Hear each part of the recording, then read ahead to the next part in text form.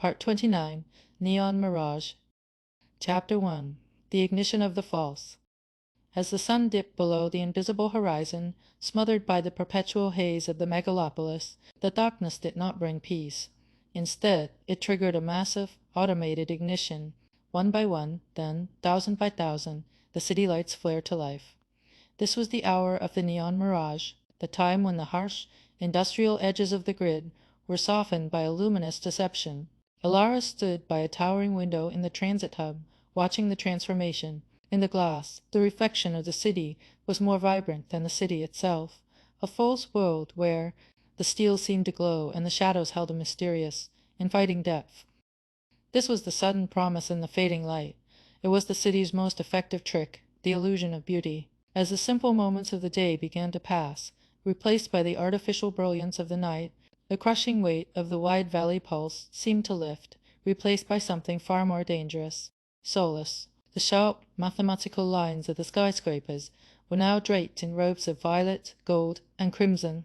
The grime on the pavement was hidden by the shimmer of reflected light, and the exhaustion in the eyes of the commuters was masked by the colorful glare. Ilara watched her own reflection. In this light, she didn't look like a weary traveler or a cog in a machine. She looked like a character in a story, a silhouette against a backdrop of infinite possibility. It was a gilded lie, a shimmering coat of paint over a crumbling structure, but it was a lie she found herself wanting to believe. The darkness allowed the city to reinvent itself, to offer a dream of glamour that distracted from the reality of the grind. The simple moments, the quiet breaths, the honest thoughts were being traded for the high-octane spectacle of the neon night. The transition was seamless. One moment, the city was the skeletal remains of industry. The next, it was a living jewel. This metamorphosis was essential for the sanity of the millions trapped within the grid. If they saw the rusted joints and the peeling lead paint for too long, they might remember the world that existed before. But under the neon, everything looked brand new. Everything looked like a beginning rather than an end. Ilara pressed her forehead against the glass, feeling the vibration of the thousands of cooling fans required to keep the lights from melting the very buildings they adorned. Chapter 2, Hazy Chords and Gilded Solace. As the atmosphere shifted, so did the soundscape. The aggressive, pounding drums of the lower districts faded, replaced by something smoother, more insidious. From the hidden speakers embedded in the architecture, an electric piano began to sound. It played hazy, wandering chords that felt like velvet against the skin. It was a warm, nostalgic, and comfortable design, intended to soothe the jagged nerves of the populace. This music was the broken promise of a simple dream. It spoke of a past that never really existed, of jazz clubs in rain-slicked alleys, of intimate conversations, and of a human connection that the grid had long since rendered impossible. Ilara felt the tension in her shoulders dissolve. The music was a sedative, a sonic blanket that wrapped around her, muffling the cold logic of the system. She found herself leaning against a cold pillar, letting the chords wash over her. It was a gilded solace, a luxury of the mind that the city provided to ensure its citizens didn't break under the pressure. The electric piano's timbre was meticulously engineered. It had a lo-fi crackle, a simulated imperfection that mimicked the warmth of an old vinyl record. It was a calculated nostalgia, a commercialized memory, yet Ilara's heart responded to it with a desperate intensity. She closed her eyes and could almost imagine a world where she wasn't just a number, where the air smelled of wood smoke instead of ozone, and where the person standing next to her might actually speak her name. She knew, intellectually, that the piano was a programmed loop, a digital ghost designed by a committee to maximize resident satisfaction, yet the relief it provided was tangible.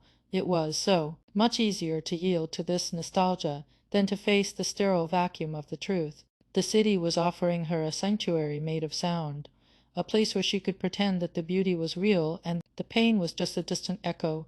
The piano's hazy resonance created a bubble around her, a temporary world, where the broken promise felt, for a fleeting moment, like it might still be fulfilled. Chapter 3, The Swirling Theme. Beneath the piano, a new texture emerged. A wah-wah guitar began to perform a swirling theme, its voice rising and falling, like a deep, rhythmic breath. It was a shifting color in the darkened air, a sound that mimicked the movement of the neon lights.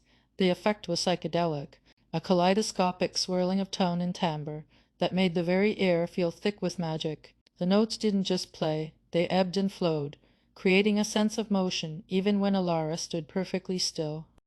This was the height of the Mirage. The lights and the music worked in perfect tandem to conceal the damage, and too, the flaws of the urban landscape. The rust on the beams, the cracks in the foundations, and the hollow despair of the inhabitants were all swept away by the shifting colors. The guitar's theme was hypnotic, pulling Alara further into the city's embrace. She felt the last of her resistance crumbling. The laws of the city, efficiency, production, and consumption, were now presented as invitations to a dance.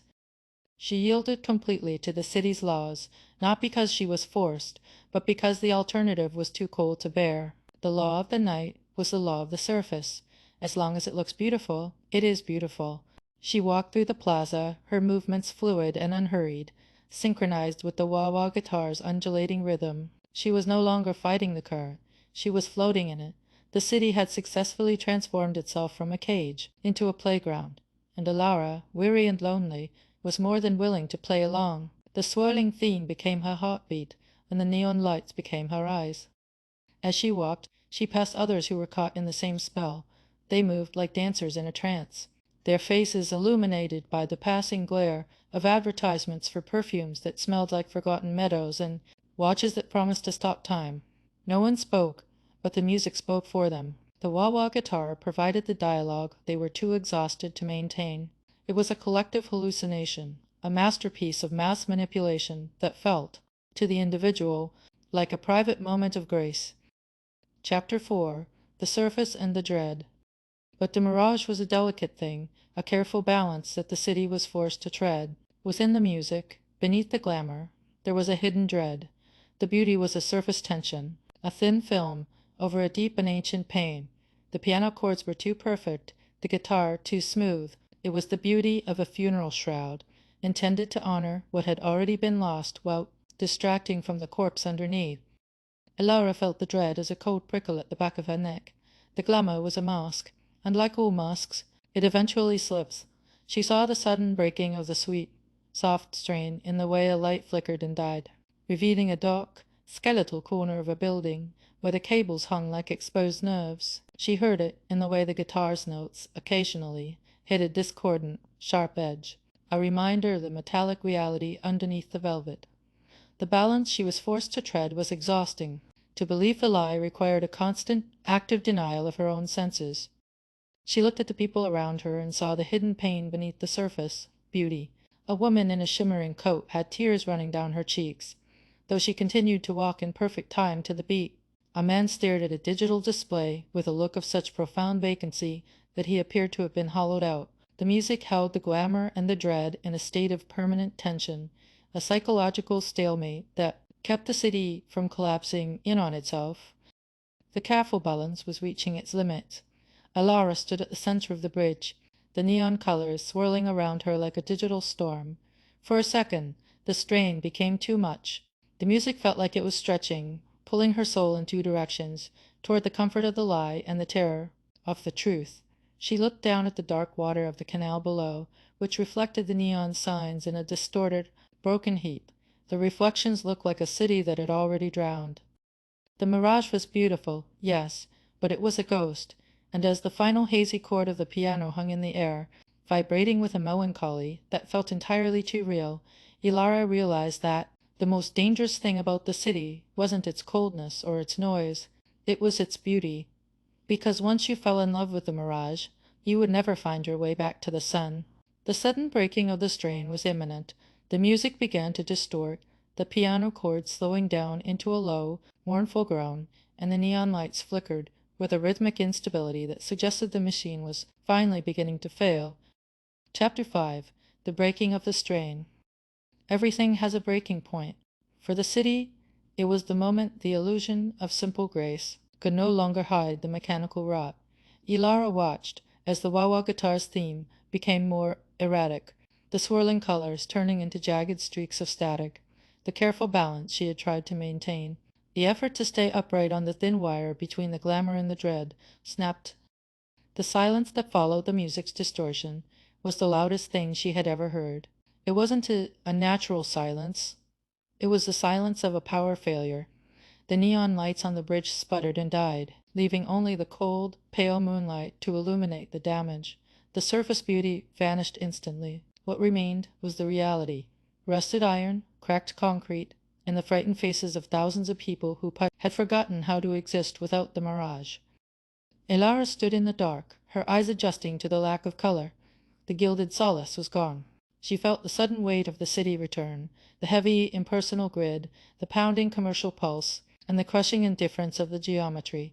The Mirage had been a temporary fever dream, a beautiful infection that had finally run its course.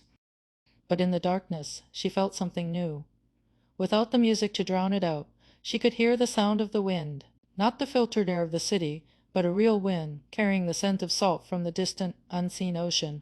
Without the neon to blind her, she could see the stars. They were faint, barely visible through the smog, but they were there. The breaking of the sweet, soft strain was not a tragedy. It was a revelation. The city's laws had been suspended by the failure of the machine. For a few precious minutes, the grid was broken. Elara took a breath, a real, deep, shaky breath, and began to walk, not in time with a drum machine, not in step with a synth bass, and not in a trance guided by an electric piano.